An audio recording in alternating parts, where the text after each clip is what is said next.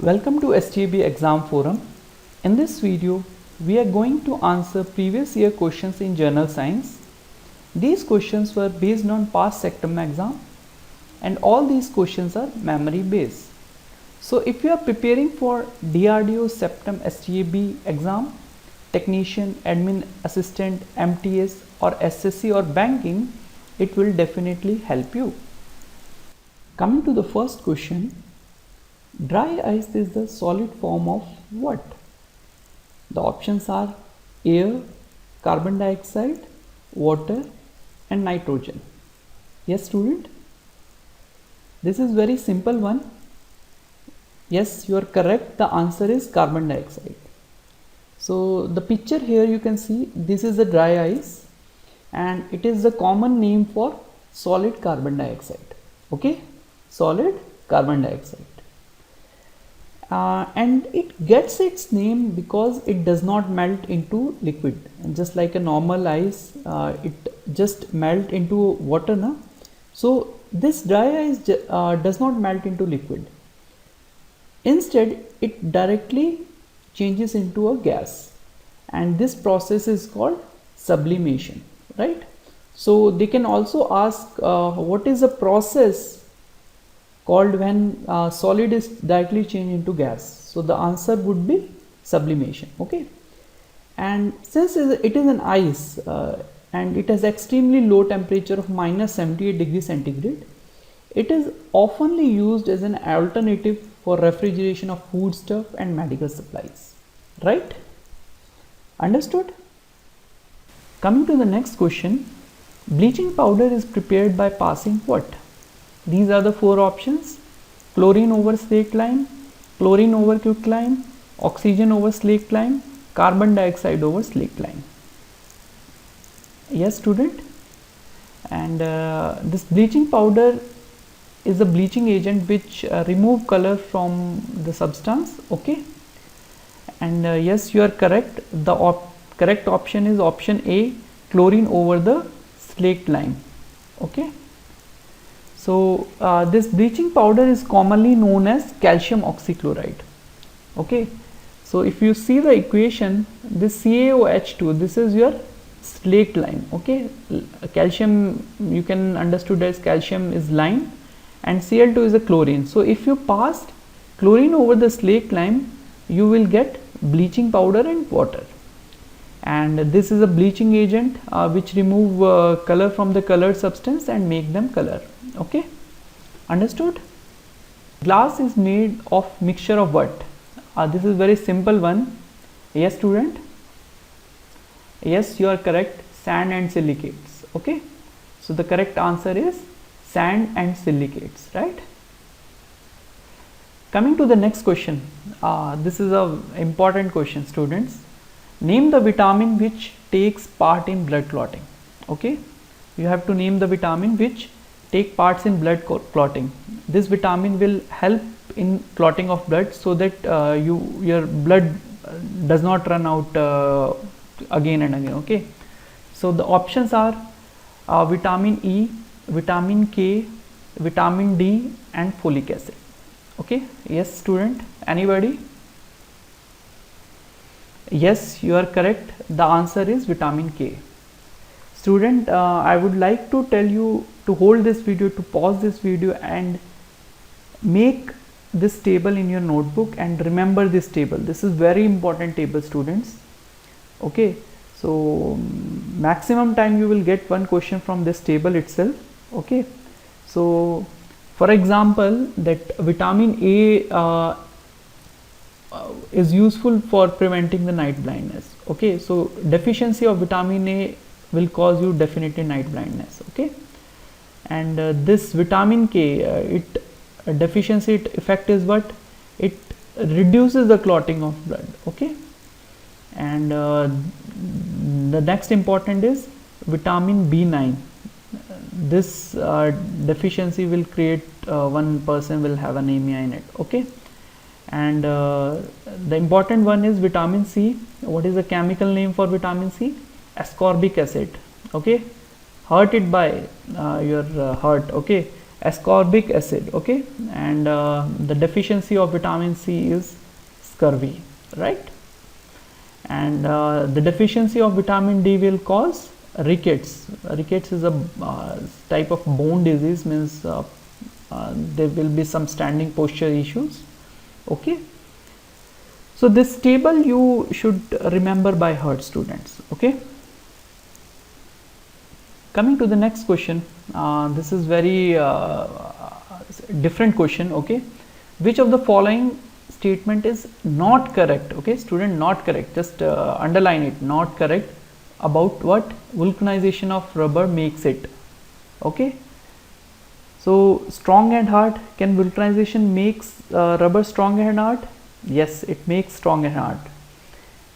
It can withstand high temperature. Yes, vulcanization makes rubber to withstand high temperature. Soft and flexible, it is contrary to option A, so the correct option is option C, soft and flexible, okay. Chemical resistance, anyhow this rubber is chemical resistance itself, okay. So vulcanization is what? Vulcanization is a process of hardening rubber.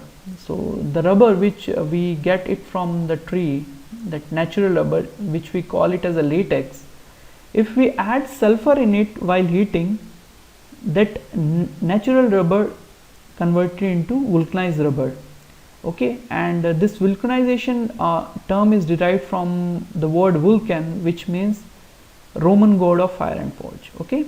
So remember, vulcanization is a process of hardening rubber, and when natural rubber is heated with the sulfur, if you add sulfur in natural rubber and heat it, that rubber is called vulcanized rubber, okay. And this is commonly used in making tires, right? Coming to the next question, sugar, the sugar present in milk is called what, okay. So all these options are some type of a sugar, but what is the sugar that present in milk, okay. So yes, student, anybody want to answer this question? Yes, you are right, the correct answer is lactose. Remember, lactose is the sugar which is present in your milk, okay. Coming to the next question, the number indicating the intensity of earthquake on Richter scale ranges between 1 to 7, 1 to 8, 1 to 9 and 1 to 12, okay. So this Richter scale is used for measuring the intensity of earthquake. So the intensity range he wants to ask, okay. So what is the range of that Richter scale? Yes, student, anybody? Yes, the correct answer is 1 to 9, right? Coming to the next question, it is one physics question. 1 kilowatt hour is equal to how much megajoule, okay. Yes, student, we have to solve this question. This is very direct question if you know what is what, okay. So let us see. So what is a kilowatt hour?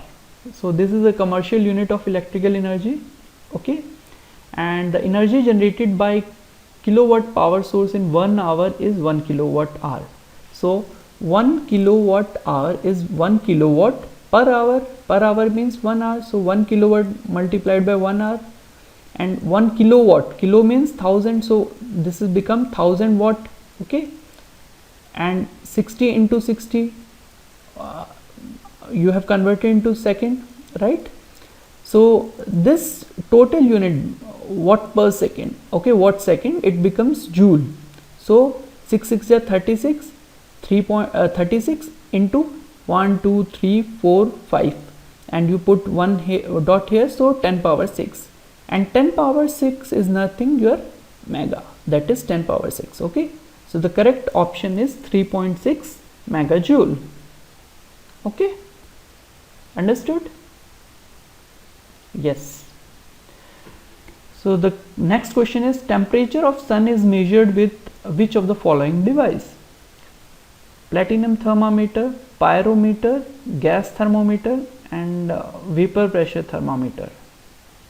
Yes student, this is static question.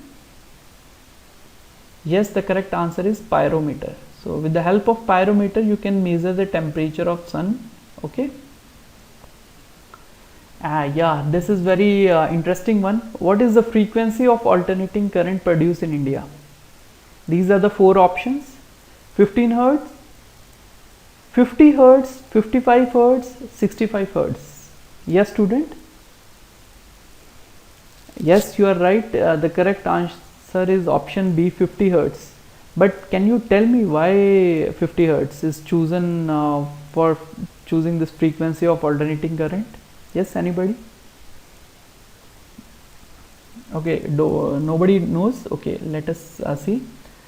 So the frequency of AC current in India is 50 hertz. Okay, in Europe it is again 50 hertz, but in America it is 60 hertz.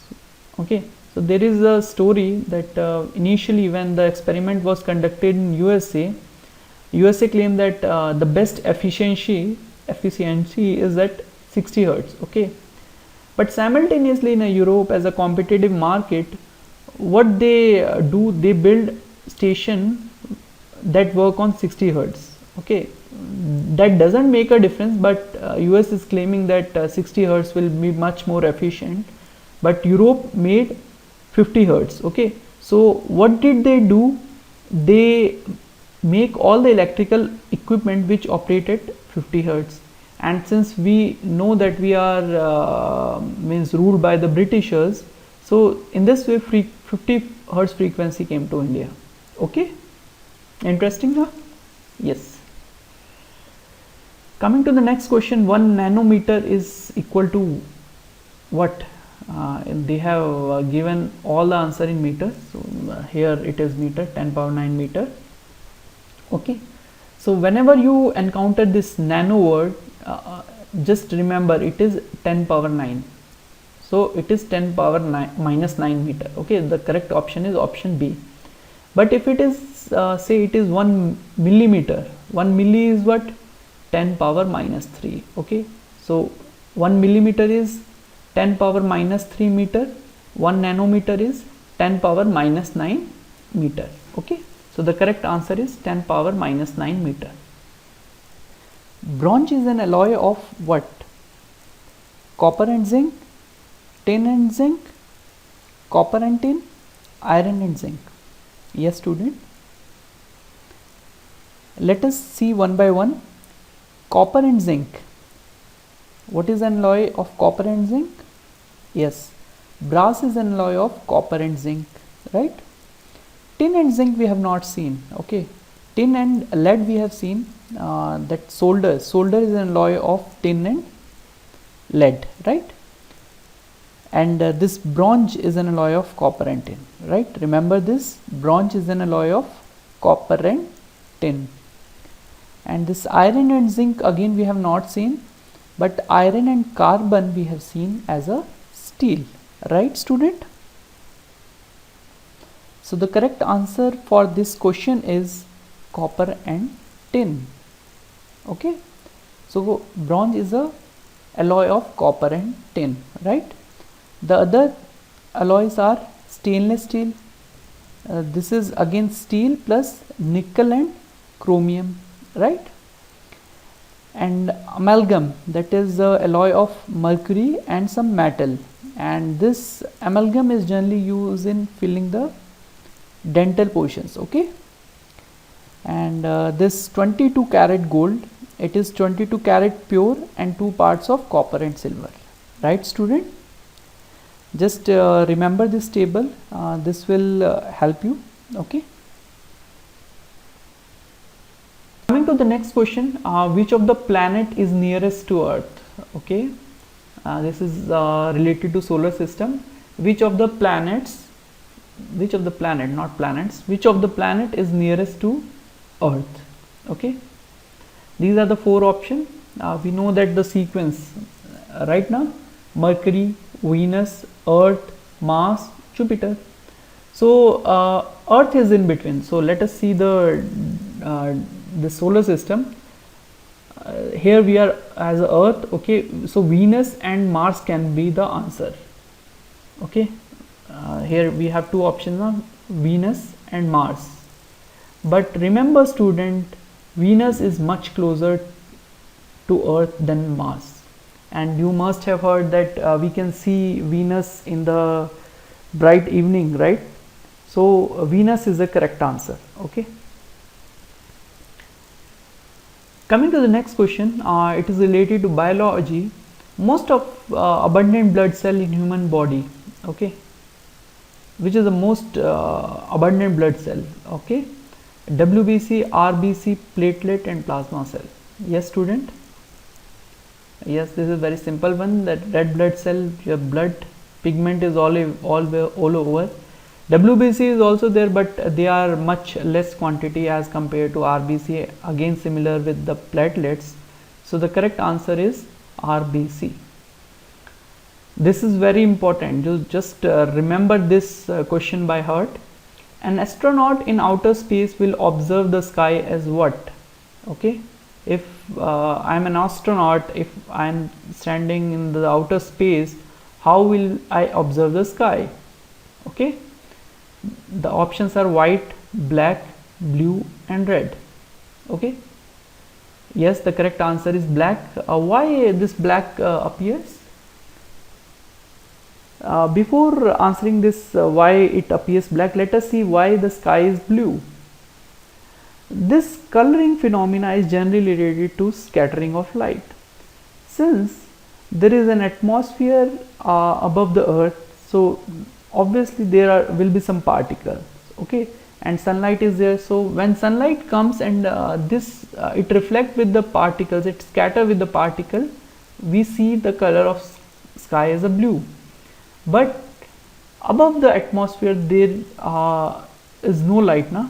So there is no scattering phenomena, so ultimately we see black. Okay, understood? Yes. Coming to the next question, half byte is known as what? Yes, byte is 8-bit, right? Half byte is 4-bit. So in other words, 4-bit is known as what? Yes, you are right, it is nibble. Okay, nibble, remember 8-bit is a nibble. Coming to the last question which we are going to see today, which of the following is used as storage location in both ALU and control section of the computer? Okay, these options, accumulator, register, adder, decoder, all these are storage locations for sure. Okay, decoder is not a storage location. Adder is again not a storage location, it just add the bits. Okay, so coming to the register and accumulator, accumulator is again a register, but it stores the value for some temporary time. Okay, so the correct option is option B. So this is the CPU. So there is ALU unit, CU unit, memory unit, some cache memory and registers. Okay, so this ALU perform arithmetic and logical operation, so addition, division, like this. Control unit see all the operations, means overall flow between all these things. Memory unit, again it can be RAM or ROM. Okay, so cache memory is the fastest memory which is inside this CPU, and registers are the storage locations. Okay, so the correct answer is registers. So it's time to wrap up, student. So thank you for watching and have a good day.